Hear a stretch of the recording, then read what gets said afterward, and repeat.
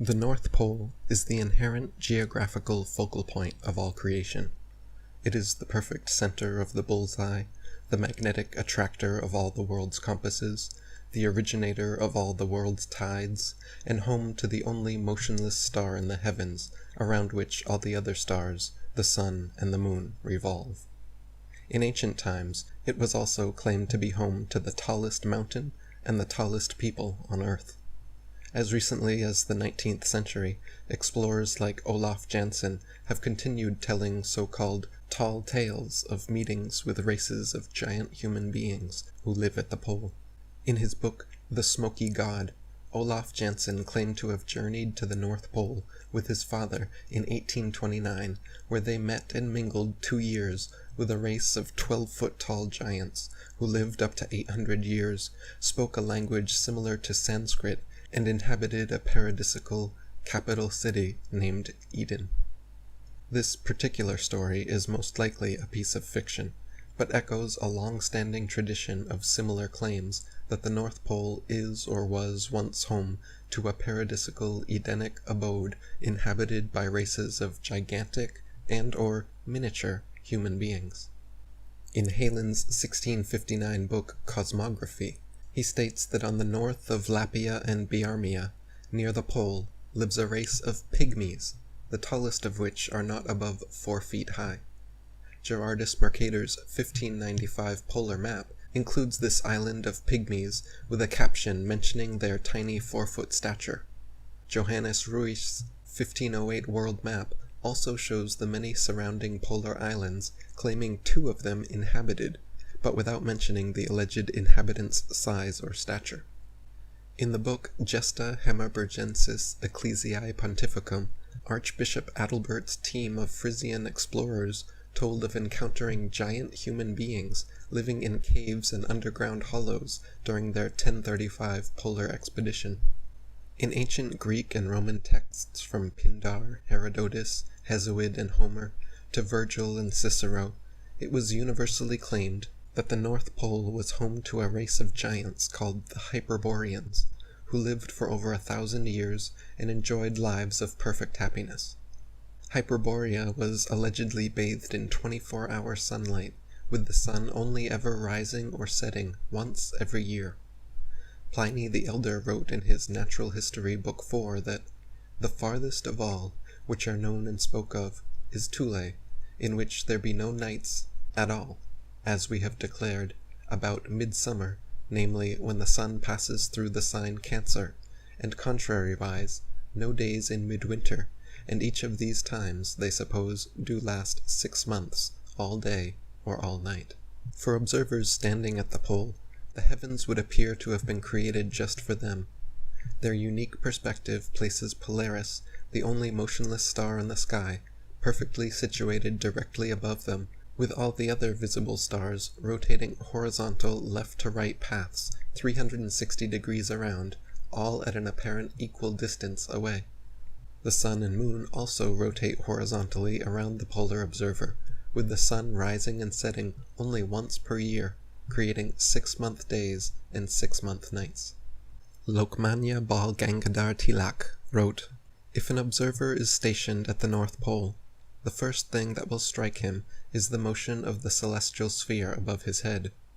Living in the temperate and tropical zone, we see all heavenly objects rise in the east and set in the west, some passing over our head, others traveling obliquely. But to the man at the pole, the heavenly dome above will seem to revolve around him, from left to right, somewhat like the motion of a hat or umbrella turned over one's head. The stars will not rise and set, but will move round and round in horizontal planes, turning like a potter's wheel, and starting on a second round when the first is finished, and so on. During the long night of 6 months, the sun, when he is above the horizon for 6 months, would also appear to revolve in the same way.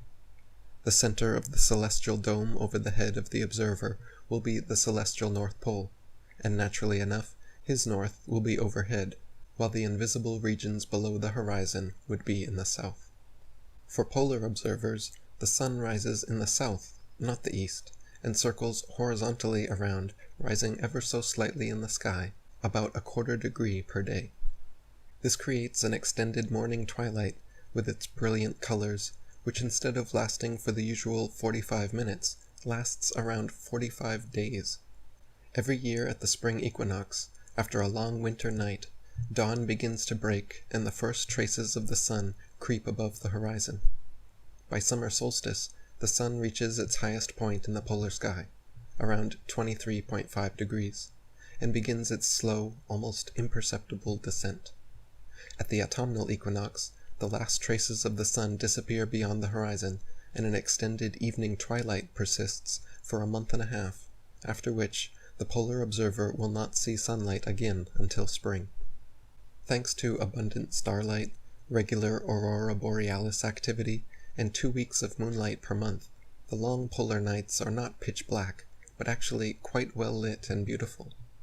Lokmanya Bal Gangadhar Tilak wrote, "We have stated that to an observer at the North Pole there will be a night of 6 months, and one is likely to infer therefrom that there will be total darkness at the pole for 1/2 the portion of the year.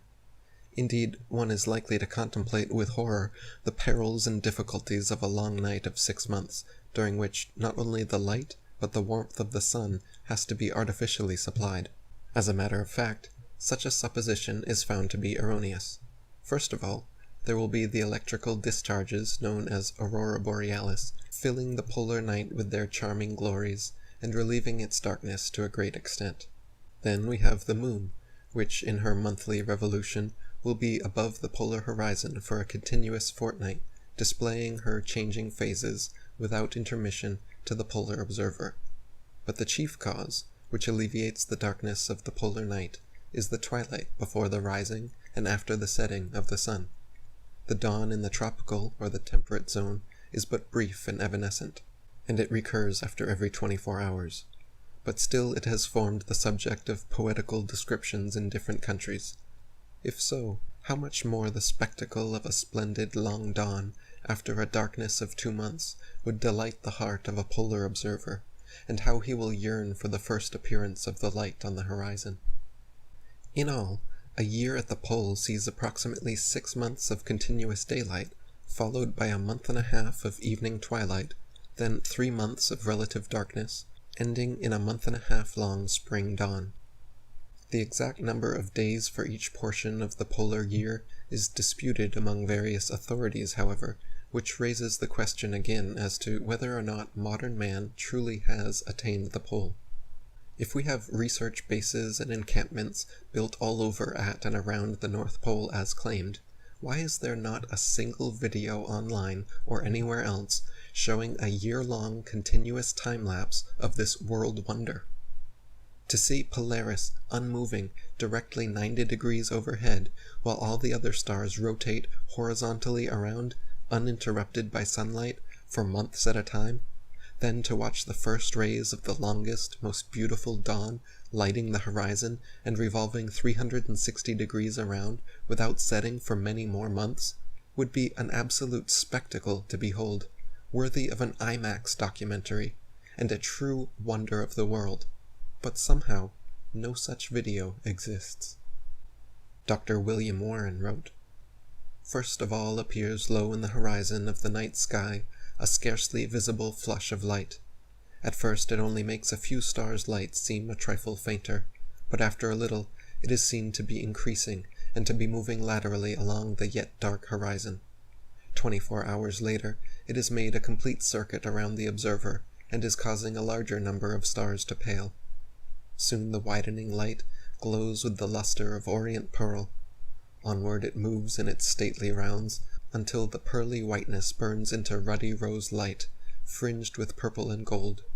Day after day, as we measure days, this splendid panorama circles on, and according as atmospheric conditions and clouds present more or less favorable conditions of reflection, kindles and fades, fades only to kindle next time, yet more brightly, as the still hidden sun comes nearer and nearer his point of emergence. At length, when for 2 long months such prophetic displays have been filling the whole heavens with these increscent and revolving splendors, the sun begins to emerge from his long retirement, and to display himself once more to human vision. After 1 or 2 circuits, during which his dazzling upper limb grows to a full-orbed disk. He clears all hilltops of the distant horizon, and for 6 full months circles around and around the world's great axis in full view, suffering no night to fall upon his favored homeland at the pole. Even when at last he sinks again from view, he covers his retreat with a repetition of the deepening and fading splendors which filled his long dawning, as if in these pulses of more and more distant light he were signaling back to the forsaken world the promises and prophecies of an early return. You would think such a sight would be worthy of recording, yet somehow no one in history has ever bothered to do so. If we have truly attained the North Pole, and have permanent and semi-permanent structures with people stationed at and around there year-round, why in the flat world has no one ever recorded an annual time-lapse of this incredible occurrence? The polar 6-month day and 6-month night has been written about by diverse cultures throughout history, many insisting that their ancestors or gods were the original inhabitants. In the ancient Indian Vedas, the Day of the Gods and Night of the Gods were each 6 months in duration, and their gods lived atop Mount Meru at the North Pole. The Surya Siddhanta 1267 states that, at Meru, gods behold the sun after but a single rising during the half of his revolution, beginning with Aries. And the Institutes of Vishnu says, the southern progress of the sun is with them a night, and a year is with them a day and a night. In Norse mythology, it is claimed that before this present established order of the world, their sun rose in the south, which is what would have been experienced by their polar ancestors. In ancient Iranian mythology, Yima, the first man, and king of the Golden Age, lived in an Edenic abode called Vara, where the sun only rose and set once per year. Lokmanya Bal Gangadhar Tilak wrote, "A phenomenon like this cannot fail to be permanently impressed on the memory of a polar observer, and it will be found later on that the oldest traditions of the Aryan race have preserved the recollection of a period when its ancestors witnessed such wonderful phenomenon, a long and continuous dawn of several days, with its light laterally revolving on the horizon in their original home." The heavenly dome rotating perfectly horizontally overhead for polar observers is another unique peculiarity of polar astronomy found in ancient mythology. In Greek mythology, the gods rule from Mount Olympus, as the Iliad states, from the upper sky, the celestial dome in which the sun, moon, and stars wheel silently around the pole. In the Vedas, Indra supports the heavens as on a pole, and upholds heaven and earth, and turns the widest expanse as the wheels of a chariot are held by the axle. An imaginary line from the North Pole to Polaris would appear perfectly vertical and like a handle supporting the twirling umbrella of the heavens, or an axis supporting the wheel of a chariot. Lokmanya Bal Gangadhar Tilak wrote, "If we combine the two statements, that the heavens are supported as on a pole, and that they move like a wheel, we may safely infer that the motion referred to is such a motion of the celestial hemisphere as can be witnessed only by an observer at the North Pole. In the Rig Vedas 1:24-10, the constellation of Ursa Major, Riksha, is described as being placed high, and as this can refer only to the altitude of the constellation, it follows that it must then have been over the head of the observer, which is possible only in the circumpolar regions. In the Mahabharata, during Arjuna's visit to Mount Meru, chapters 163 and 164 of the Vena Parvan state that, at Meru, the sun and the moon go round from left to right every day, and so do all the stars.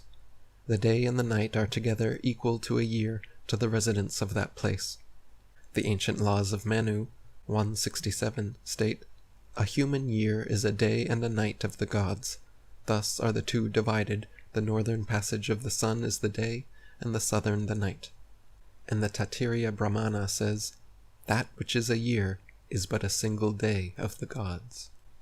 In the collection of ancient Zoroastrian texts known as the Avesta, the Aryan paradise, known as Ariana Veho, is described as a blissful place where the sun only rose once per year and was destroyed by relentless snow and ice, forcing the inhabitants, Earth's original progenitors, to migrate southwards.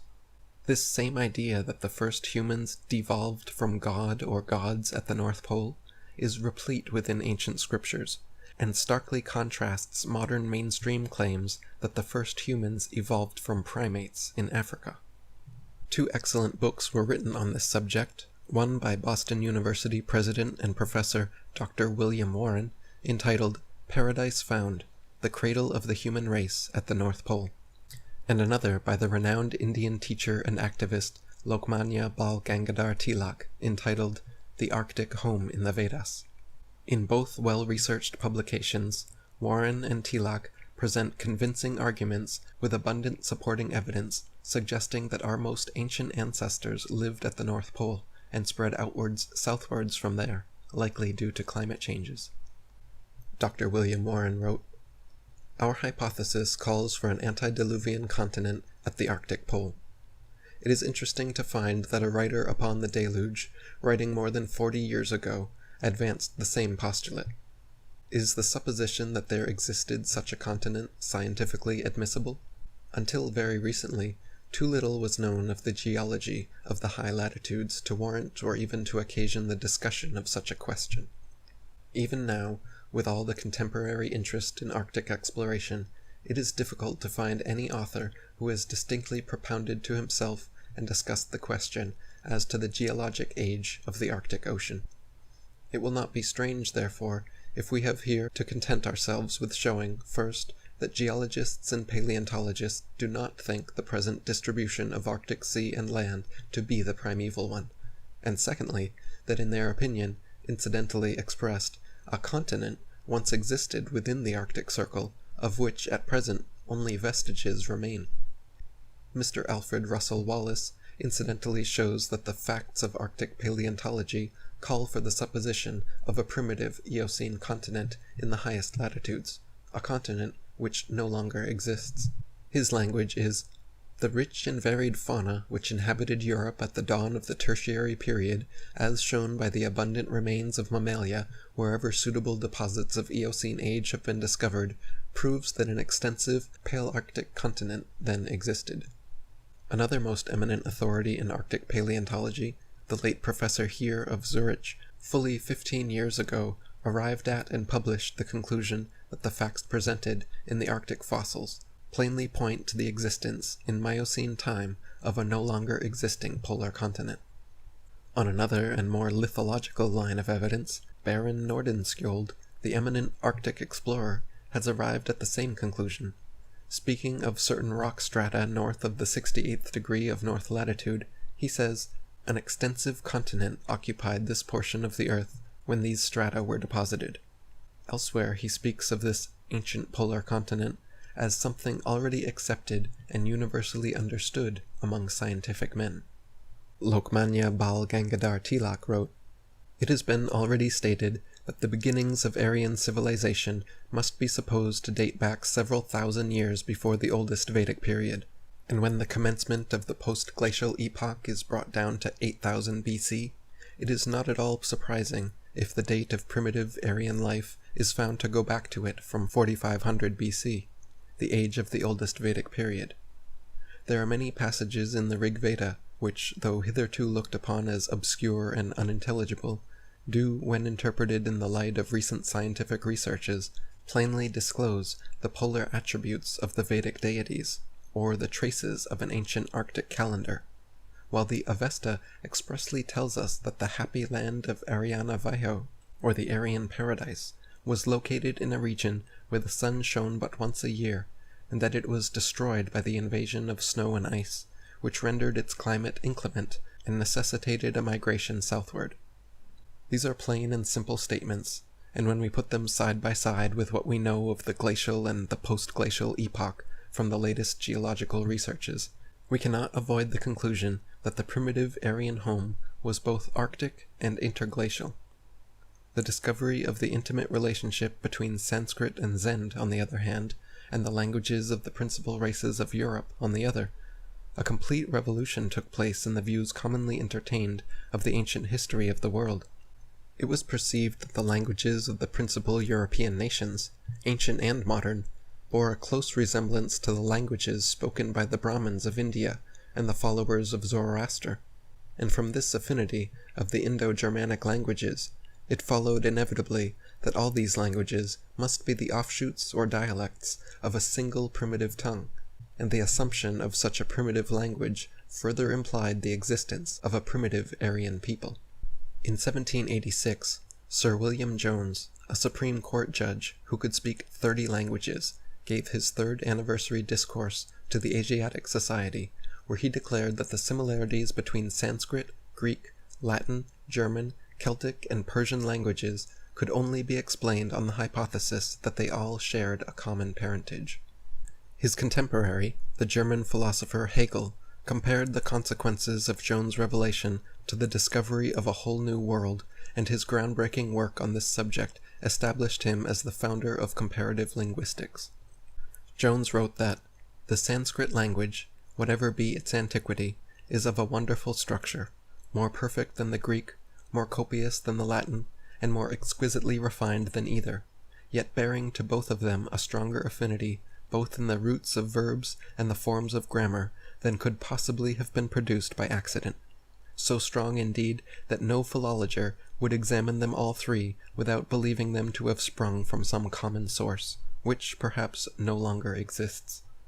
There is a similar reason, though not quite so forcible, for supposing that both the Gothic and the Celtic, though blended with a very different idiom, had the same origin with the Sanskrit, and the Old Persian might be added to the same family."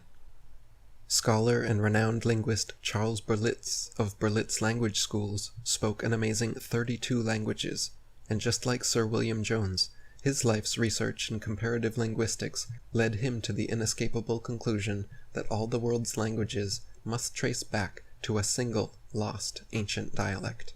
Berlitz actually wrote several books about Atlantis, and believed the primary language of the human race originated there. In my previous book, The Atlantean Conspiracy, I also included a large section on Atlantean etymology, showing how an inordinate number of words and prefixes from languages worldwide share the exact same or incredibly similar meanings and pronunciations, strongly suggesting a common ancient etymological ancestor. Researcher and author John G. Bennett also wrote a paper entitled The Hyperborean Origin of the Indo-European Culture, in which he argues that ancient languages were more advanced, have devolved into our current languages, and likely originally trace back to a lost polar civilization. This idea has also been promoted by esotericists like Helena Blavatsky, René Guénon, and Julius Evola, who all shared a belief in the Hyperborean, polar origins of mankind. According to them, during a golden age, humanity solidified into this material realm and has since undergone devolution. Rather than evolving from apes, they insist humanity has progressively devolved into an ape-like condition. Lokmanya Bal Gangadhar Tilak wrote, "It is admitted that many of the present explanations of these traditions and legends are unsatisfactory, and as our knowledge of the ancient man is increased, or becomes more definite, by new discoveries in archaeology, geology, or anthropology, these explanations will have to be revised from time to time, and any defects in them, due to our imperfect understanding of the sentiments, the habits, and even the surroundings of the ancient man, corrected. That human races have preserved their ancient traditions is undoubted, though some or many of them may have become distorted in course of time, and it is for us to see if they do or do not accord with what we know of the ancient man from latest scientific researches. In the case of the Vedic traditions, myths, and beliefs, we have the further advantage that they were collected thousands of years ago and handed down unchanged from that remote time. It is, therefore, not unlikely that we may find traces of the primeval polar home in these oldest books. If the Aryan man did live within the Arctic Circle in early times, especially as a portion of the Rig Veda is still admittedly unintelligible on any of the existing methods of interpretation, although the words and expressions are plain and simple in many places, Dr. Warren has quoted some Vedic traditions along with those of other nations in support of his theory that the Arctic regions were the birthplace of the human race.